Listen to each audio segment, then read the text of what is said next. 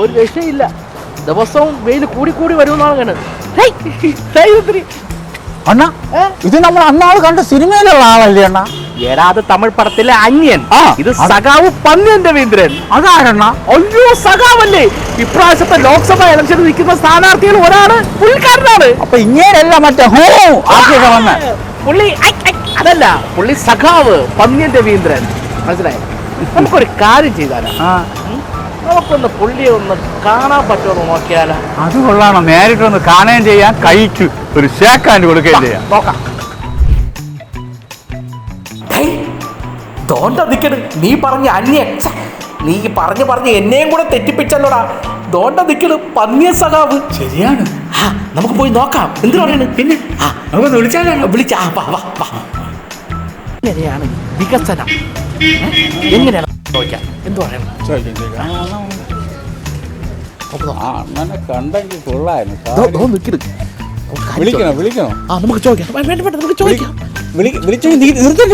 ആൾക്കാർ കുറെ ഉണ്ടല്ലോ, നമുക്ക് വിളിക്കാണ്. പന്ന്യൻ സഖാവ് ഞാൻ പുളി, ഇത് എരിവ്. സഖാവിനെ ഒന്ന് കാണാൻ വേണ്ടി വന്നതാണ്. ഒരു കാര്യം ചോദിച്ചോട്ടെ സാറേ, നമ്മൾ ആരെന്ന് പരിചയപ്പെടുത്തണം. എനിക്ക് എരിവ് സാറ് കാണാറുണ്ട്. നീ പൊട്ട. ഈ മുട്ടയെയും രണ്ടാളെയും പരിചയപ്പെടുത്തേണ്ട വല്ല കാര്യമുണ്ടോ? നമ്മളെല്ലാം ഈ കലാകാരന്മാരുമായിട്ട് ബന്ധമുള്ള ആളുകളാണ്. അതാണ് പിന്നെ അതാണ്, നമ്മളൊന്നും ഈ കലയുടെ കൂടെ നിങ്ങളെ കൂടിയില്ലെങ്കിലും ഇത് ആസ്വദിക്കുന്ന ആളുകളാ ജനങ്ങളെല്ലാം. മനസ്സുകൊണ്ട് ഞങ്ങൾ കൂടെ ഇല്ലേ? തീർച്ചയായിട്ടും ഉണ്ട് സാറേ. ഒരു കാര്യം ചോദിച്ചോട്ടെ, സാറിന്റെ വിജയം സുനിശ്ചിതമാണ്. അപ്പോ തിരുവനന്തപുരത്തിന്റെ വികസനം അങ്ങയുടെ കാഴ്ചപ്പാടിൽ എങ്ങനെയാണ്? തിരുവനന്തപുരത്തിന്റെ വികസനം തലസ്ഥാന നഗരിയായത്. ഈ നഗരിക്ക് വികസനം ആവശ്യമുള്ള ഒരുപാട് രംഗങ്ങളുണ്ട്. ആ രംഗങ്ങളിൽ ഏതെല്ലാം ഒന്ന് പഠിച്ച് ചെയ്യണം. ഇപ്പം ഇന്നലെ ഒരു പരിപാടിയിൽ വെച്ച് ഞാൻ പറഞ്ഞു, തിരുവനന്തപുരത്ത് ഏറ്റവും വലിയ വികസന സാധ്യതയുള്ള നഗരമാണ്. അതിൽ പ്രധാനം സെൻട്രൽ ഗവൺമെൻറ്റിൻ്റെ ഫണ്ട് കൂടി നമുക്ക് വേണം. എന്നാൽ സെൻട്രൽ ഗവൺമെൻറ് നമ്മളോട് കാണിക്കുന്ന വിവേചനമുണ്ടല്ലോ, ആ വിവേചനം നമുക്ക് പലപ്പോഴും ഏറ്റവും വലിയ വിനയാണ്. ഇപ്പോൾ നിങ്ങൾ കണ്ടോ, നമ്മുടെ നാട്ടിൽ കൃത്യമായി തരേണ്ട കാശില്ലേ, ഓരോ ഇനത്തിലും നമുക്ക് തരുന്നില്ല. അവർ പറയുന്നത് നിങ്ങൾക്കില്ല, കൊടുക്കാനില്ല എന്നാണ് നിർമ്മലാ സീതാരാമൻ എന്ന് പറഞ്ഞ കേന്ദ്രമന്ത്രി ഇവിടെ പറഞ്ഞത്. അവസാനം സുപ്രീം കോടതിയിൽ കേസിന് പോകേണ്ട വന്നു. അപ്പോൾ ഒരു സംസ്ഥാനത്തോട് ഇത്രമാത്രം നീതികേട് കാണിക്കുന്ന ഒരു കേന്ദ്ര ഗവൺമെൻറ് ചരിത്രത്തിൽ ഉണ്ടായിട്ടില്ല. ഇത് കേന്ദ്ര സംസ്ഥാന ബന്ധങ്ങളാണ്, അത് വളരെ പ്രധാനമാണ്. അതാണ് ഫെഡറൽ ഭരണ സംവിധാനം. ഫെഡറലിസം നമ്മുടെ നാട്ടിൽ ചുട്ടുകരിക്കാൻ വേണ്ടി പോകുന്നു കേന്ദ്ര ഭരണാധികാരികൾ. അതിനെതിരായി നമ്മൾ പാർലമെൻറ്റിൽ ഫൈറ്റ് ചെയ്യേണ്ടിയും വരും. നമ്മളിവിടുന്ന് പോകുന്ന പാർലമെൻറ്റിൽ പോയിട്ട് നമ്മൾ നോക്കിയിരിക്കാനല്ല, നോക്കുകുത്തികളാവാൻ പോകുന്നതല്ല. പാർലമെൻറ്റിൽ പ്രശ്നങ്ങൾ അവതരിപ്പിക്കുകയും അതിനുവേണ്ടി ഫൈറ്റ് ചെയ്യാനുമാണ്. അങ്ങനെ ഫൈറ്റ് ചെയ്ത് നമുക്ക് കിട്ടിയൊരു കാര്യം ഞാൻ നിങ്ങളോട് പറയാം. ഞാൻ പാർലമെൻറ്റ് മെമ്പറായിരിക്കുമ്പോൾ കേരളത്തിൽ 19 LDFിൻ്റെ MP മാരുണ്ടായിരുന്നു. ആ MP മാരുള്ളപ്പോൾ നമ്മുടെ കയ്യിലുണ്ടായ പാലക്കാട് റെയിൽവേ ഇല്ലേ, ആ റെയിൽവേയുടെ പാലക്കാട് ഡിവിഷൻ്റെ 68% കൊണ്ടുപോയി സേലം ഡിവിഷൻ ഉണ്ടാക്കി. നമ്മൾ കേരളത്തിലെ MP മാർ കൊത്തിയിരുന്ന് സമരം ചെയ്ത്, ആ സമരത്തിൽ കേരളത്തിലെ MP മാർ സമരം ചെയ്തിട്ട് നമ്മൾ പറഞ്ഞ് നമ്മൾ വിടാൻ പോകുന്നില്ല എന്ന്. അവസാനം സോണിയാഗാന്ധി മധ്യസ്ഥം പറഞ്ഞു, നമ്മളോട് പറഞ്ഞു നിങ്ങൾക്ക് തൽക്കാലം ഇപ്പോൾ സോണ് കിട്ടാൻ ചാൻസ് ഇല്ല, നിങ്ങൾക്കൊരു കാര്യം ചെയ്യാം, ഒരു കോച്ച് ഫാക്ടറി തരാം. എവിടെ? പാലക്കാട്ട്. 2007 പറയുന്നത്. ഒരു കോച്ച് ഫാക്ടറി പാലക്കാട്ടും ഒരു വാഗൻ ഫാക്ടറി ചേർത്തലയിലും തരാമെന്ന്. എവിടെ പോയി കോച്ച് ഫാക്ടറി? എവിടെ പോയി വാഗൻ ഫാക്ടറി? കോൺഗ്രസ് പിന്നെ 7 വർഷക്കാലം ഭരിച്ചില്ലേ? അതിനുശേഷം കോൺഗ്രസ് MP മാരിൽ ഇവിടുന്ന് അവിടെ പോയല്ലോ. എന്തിനാണ് പോകുന്നത്? നമ്മൾ പോകുന്നത് ശമ്പളം വാങ്ങാനും ടീ വാങ്ങാനും മാത്രമാണോ?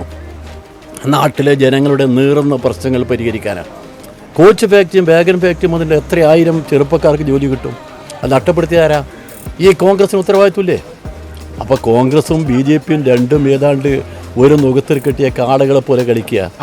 അതാ വിഷയം. അതൊരു ചെറിയ കാര്യമല്ല. എന്താ എന്താ പറയുന്നത്? ചെറിയ കാര്യമല്ല. ഞങ്ങൾ സത്യസന്ധമായിട്ടേ ഞങ്ങൾ പറയുന്നുള്ളൂ. ജനങ്ങളെ മനസ്സാണ് ഞങ്ങളീ മനസ്സ്. ജനങ്ങൾ ചിന്തിക്കുമ്പോഴാണ് ഞങ്ങൾ ചിന്തിക്കുന്നത്.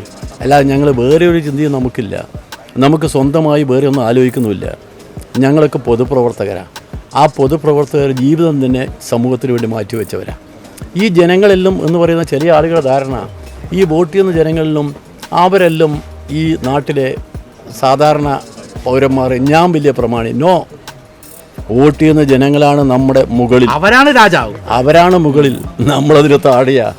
MP എന്നൊക്കെ പറഞ്ഞാൽ നിങ്ങൾക്ക് അധികാരമുണ്ട്, പക്ഷെ അധികാരമുണ്ടെങ്കിൽ നിങ്ങൾ ജനങ്ങളെക്കാളും താഴെയാണ്. അവർ തീരുമാനിക്കും നിങ്ങൾ ആരാവണമെന്ന്, അവർ തീരുമാനിച്ച് നിങ്ങളാവുന്നത്. ആ ബോധം MP-മാർ നയിക്കണം, അത് എനിക്കുള്ളൂ. അപ്പൊ എല്ലാ ആശംസകളും. ഓക്കെ ഓക്കെ ഓക്കെ, നിങ്ങളെ രണ്ടുപേരെയും ഞാൻ ഓർക്കും. എരിവും പുളിയും നമുക്ക് വേണമല്ലോ, അതില്ലെങ്കിൽ പിന്നെ നമുക്ക് ജീവിതം തന്നെ അതാണല്ലോ. അതെ, എരിയും പുളിയും ഉണ്ട്, ജീവിതം തന്നെ ശരിയാവില്ലല്ലോ. അതുകൊണ്ട് എന്തായാലും നിങ്ങളെ രണ്ടുപേരുടെയും പിന്തുണ എനിക്ക് ഏറെ ആവേശം ഉണ്ടാക്കുന്നു, എപ്പോഴും ഉണ്ടാവണം. തീർച്ചയായും. ആ ശരി, ഓക്കെ. അപ്പൊ മനസ്സിലായല്ലേ? എന്തായാലും സഖാവിന്റെ അഭിപ്രായം അറിഞ്ഞു. ഇനി നമുക്ക് ബാക്കി രണ്ടുപേരും കൂടെ അഭിപ്രായം അറിയാം. അവര് എവിടെ പോയി തപ്പോടാ? നമുക്ക് തപ്പാണ്ട. വാ, ഭയങ്കര ശക്തമായിട്ടുള്ള മത്സരമാണ് നടക്കുന്നത്. മോഹൻലാലിന്റെ പുതിയ പടം ഇറങ്ങിയാണ്. അതെന്തര്?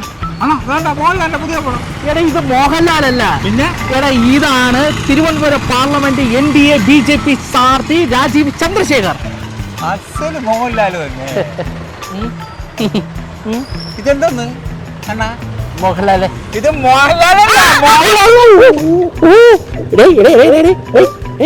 എന്റെ പൊന്നു പുളിയല്ലേ, എന്റെ തെരുവല്ലേ കേട്ടാ. ഇതിലെന്നാ രണ്ടുപേര് മത്സരിക്കണം. അത് പറഞ്ഞു തരാം. ഇതിപ്പോ ലോക്സഭയിലേക്ക് തിരഞ്ഞെടുക്കുന്ന ഇലക്ഷനാണ്. അപ്പം ഈ പുള്ളി എന്ന് പറയുന്നത് ആ ഇരിക്കുന്നില്ലേ, പല സൈഡിൽ ഇരിക്കുന്ന ആള്, അതാണ് ലോകം ആരാധിക്കുന്ന പ്രധാനമന്ത്രി നരേന്ദ്രമോദി. പുള്ളിയുടെ വലം കൈയായിട്ടാണ് ഈ രാജീവ് ചന്ദ്രശേഖർ നിൽക്കുന്നത്. അപ്പൊ അവര് അവരൊക്കെ വേറെ പാർട്ടിക്കാര്, ഇത് പ്രധാനമന്ത്രിയുടെ പാർട്ടിയുടെ ആള്. മനസ്സിലായല്ലേ? എടാ, നമുക്കൊരു കാര്യം ചെയ്താൽ പുള്ളിയും കൂടെ പോയി ഒന്ന് കാണാൻ. പിന്നെ കാണണം, എനിക്കൊന്ന് കാണണം മോഹൻലാലിനെ. പക്ഷെ നിങ്ങൾ ഇങ്ങനെ നിക്കല്ല അവിടെ പോയി. ഇല്ല, ഞാൻ നിൽക്കൂല.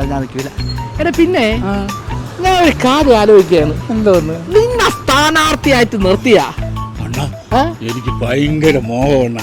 എനിക്ക് മത്സരിക്കണം. നിനക്ക് എത്ര വോട്ട് കിട്ടുമെന്നറിയാമോ?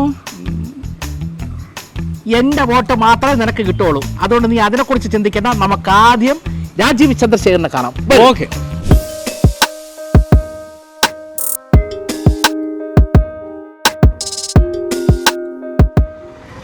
നിങ്ങളെ മോഹൻലാലല്ല?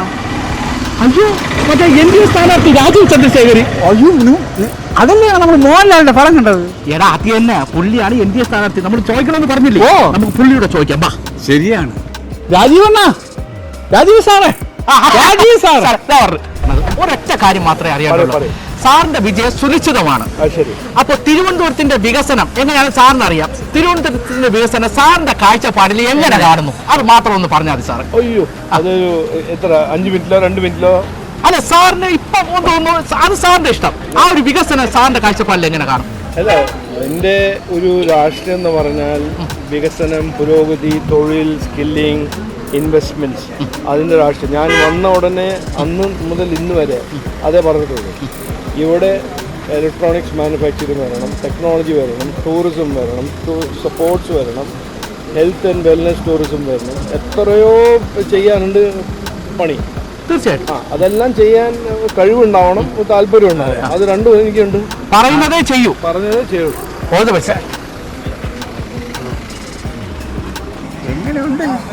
എടാ, ഇപ്പൊ കാര്യങ്ങൾ മനസ്സിലായല്ല? കാരണം പുള്ളി പറയണത് ഇവിടെ ഒന്നിനും വികസന പ്രവർത്തനം നടന്നിട്ടില്ല. പക്ഷെ പുള്ളി ഇവിടെ വിജയിച്ചാൽ എന്തൊക്കെ വികസന പ്രവർത്തനം നടക്കുമെന്ന് പുള്ളി തന്നെ പറഞ്ഞു കഴിഞ്ഞു. അത് മതി. അപ്പൊ ഇനി നമുക്ക് അടുത്ത ആള്.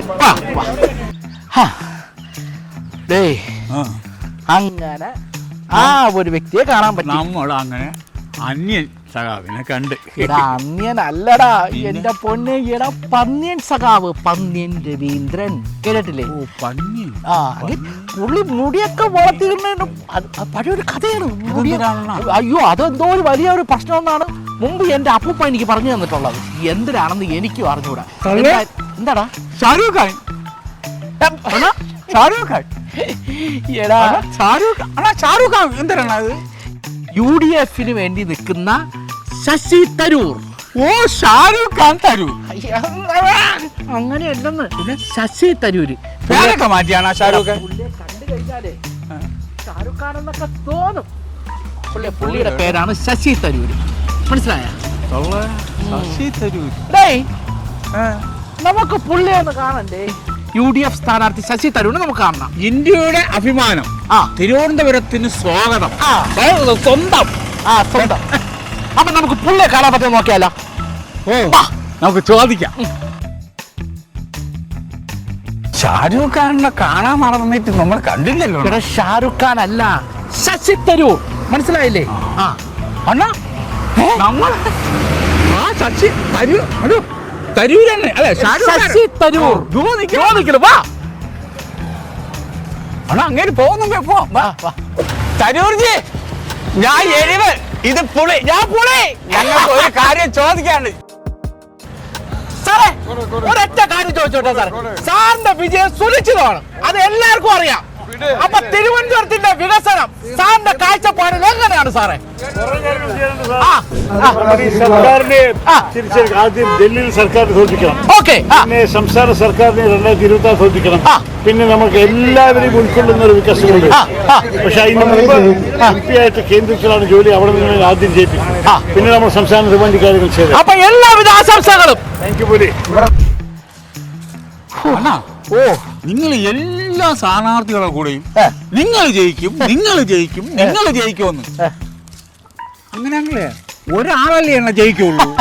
എടാ എനിക്കും അറിയാം, പക്ഷെ രാഷ്ട്രീയക്കാരുടെ നമുക്ക് അങ്ങനെ പറയാനേ പറ്റുള്ളൂ. അതെന്താണ്? പിന്നെ ആര് ജയിക്കണം ആര് തോക്കണമെന്ന് തീരുമാനിക്കേണ്ടത് ഞാനോ നീയോ അല്ലടാ, ദേ ഈ കാണുന്ന പ്രേക്ഷകരാണ്. കാരണം എന്തെന്നറിയാമോ? നല്ലത് തിരഞ്ഞെടുക്കാൻ അവർക്കറിയാം, ചീത്ത ഏതെന്ന് ഉപേക്ഷിക്കാനും ഈ കാണുന്ന ജനങ്ങൾക്കറിയാം. അതുകൊണ്ട് ഞാൻ ജയിപ്പിക്കുന്നവരോടൊപ്പമാണ്. അപ്പോ ഞാൻ ജയിച്ചവരോടൊപ്പമാണ്. ആ